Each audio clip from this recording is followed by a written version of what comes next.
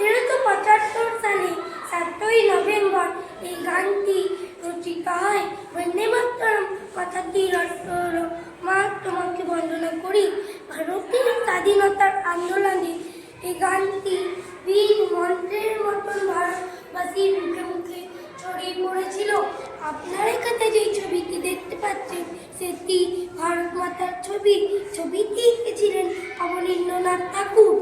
ভারত মাতার 4টি হাত ও 4টি অর্থ বোঝায় তাঁতবস্তু। তাঁতবস্তু ঐতিহ্যের প্রতীক, কণ্ঠমালা সাধনার প্রতীক, পুঁতি জ্ঞানের প্রতীক, ধানের শীষ অন্নের প্রতীক, ভারত মাতার গেরুয়া পোশাক ত্যাগের প্রতীক। এবছর গানটি 150 বছর পূর্তি।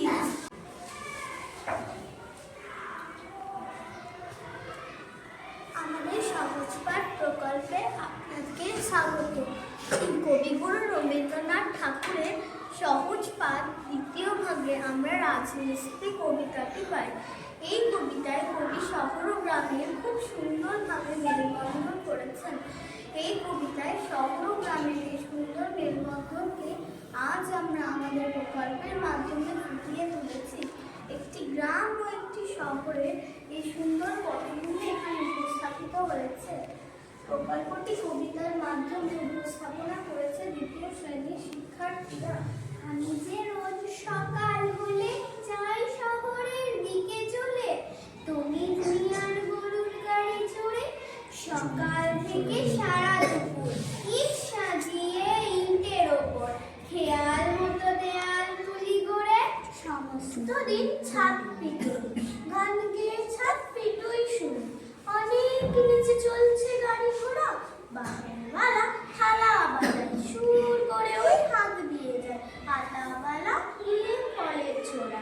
4:30 বেজে ওঠে, ছেলেরা সব বাসায় ছোটে, হো হো করে উড়িয়ে দিয়ে ধুলো, রৌদ্র যে আসে পড়ে উড়ে মুখে কোথা ওড়ে, দলে দলে ডাক দিয়ে কাকবুকো। আমি তখন দিনের শেষে ভাড়ার থেকে নেমে এসে আবার ফিরে আসি আপন গায়ে। জানো নাকি আমার পাড়া, যেখানে ওই খুঁটি গাড়ি পুকুর পাড়ে গাজনতলার পায়ে। নমস্কার। নমস্কার, আমাদের স্বরবর্ণের সংসারে আপনাকে স্বাগত। আজকে আমাদের উপস্থাপনা স্বরবর্ণ এবং তাদের কারচিহ্ন। আমাদের বাংলায় 11টি স্বরবর্ণ আছে। অস্বরবর্ণ ছাড়া প্রত্যেকটি স্বরবর্ণ ব্যঞ্জনবর্ণের সাথে কারচিহ্ন হয়ে যুক্ত হয়, আর প্রত্যেকটি স্বরবর্ণের কারচিহ্নও আলাদা আলাদা। আজ স্বরবর্ণের প্রথম 4টি কারচিহ্ন আলোচিত হলো। আমি হলাম হ, আমি স্বরবর্ণের প্রথম বর্ণ। আমার কোনো কারচিহ্ন নেই, কিন্তু আমাকে ছাড়া কোনো ব্যঞ্জনবর্ণ উচ্চারণই হয় না। আমি হলাম আ, আমি স্বরবর্ণের দ্বিতীয় বর্ণ। আমার কারচিহ্ন হলো আকার। আমার এই কারচিহ্নটি ব্যঞ্জনবর্ণের পরে বসে। আমি হলাম হস্যই, আমি স্বরবর্ণের তৃতীয় বর্ণ। আমার কারচিহ্ন হলো হস্যইকার। আমার এই কারচিহ্নটি ব্যঞ্জনবর্ণের আগে বসে। আমি হলাম দীর্ঘই, আমি স্বরবর্ণের চতুর্থ বর্ণ। আমার কারচিহ্ন হলো দীর্ঘইকার। আমার এই কারচিহ্নটি ব্যঞ্জনবর্ণের পরে বসে। আমি হলাম ব্যঞ্জনবর্ণ, আমি ক। আমি এই সমস্ত স্বরবর্ণের সাথে যুক্ত হই। যেমন অ, এর সাথে যুক্ত না হলে আমি উচ্চারণই হতে পারি না। আবার আ, এর সাথে যুক্ত হয়ে আমি হই কয়াকার কা। আবার রস্যই, রস্যের সাথে যুক্ত হয়ে আমি হই রস্যই কি। আবার দীর্ঘই, দীর্ঘের সাথে যুক্ত হয়ে আমি হই কয় দীর্ঘই কি। এবার আপনাদের বলি কয়াহস্যি কি কখন হয় আর কয়াদীর্ঘি কি কখন হয়। যখন কোনো প্রশ্নের উত্তর হ্যাঁ বা না হয় তখন হয় কয়াহস্যি কি, আর যখন কোনো প্রশ্নের উত্তর অনেক বড় হয় তখন হয় কয়াদীর্ঘি কি। এবার আপনাদের ভালো করে বোঝাই। আমি কি বাজার যাব, তখন কি হবে?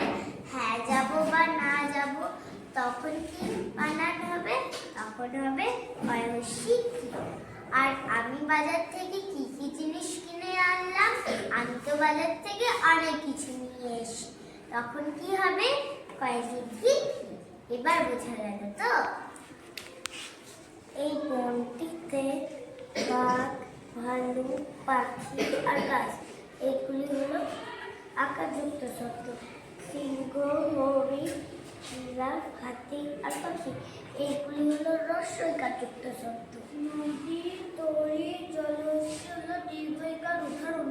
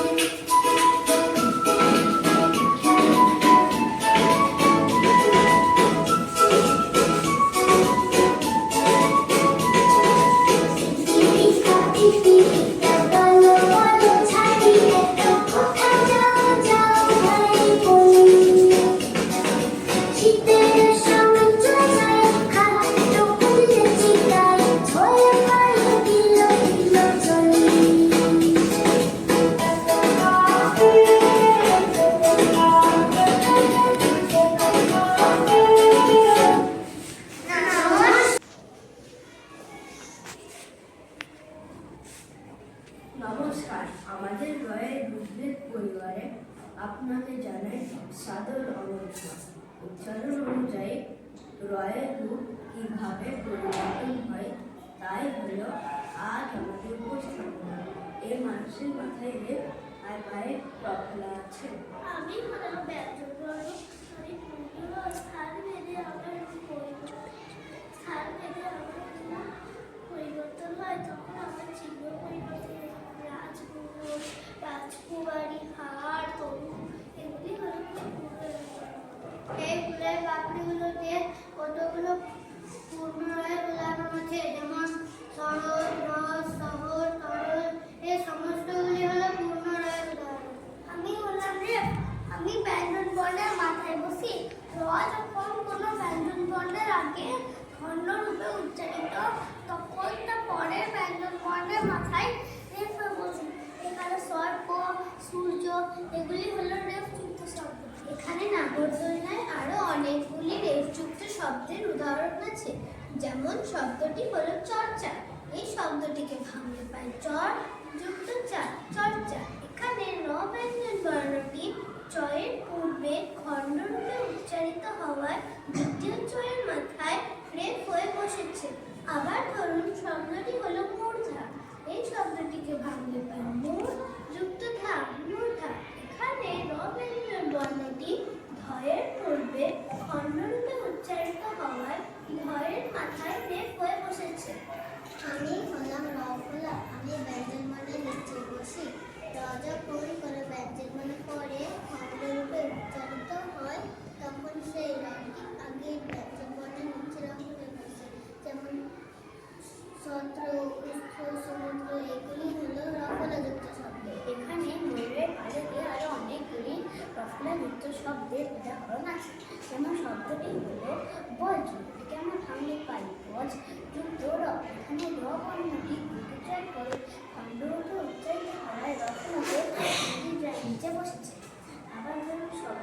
হলো কয়েকটি আমরা ভাঙলে পাই পথ যুক্ত র এখানেও র বর্ণটি জয়ের পরে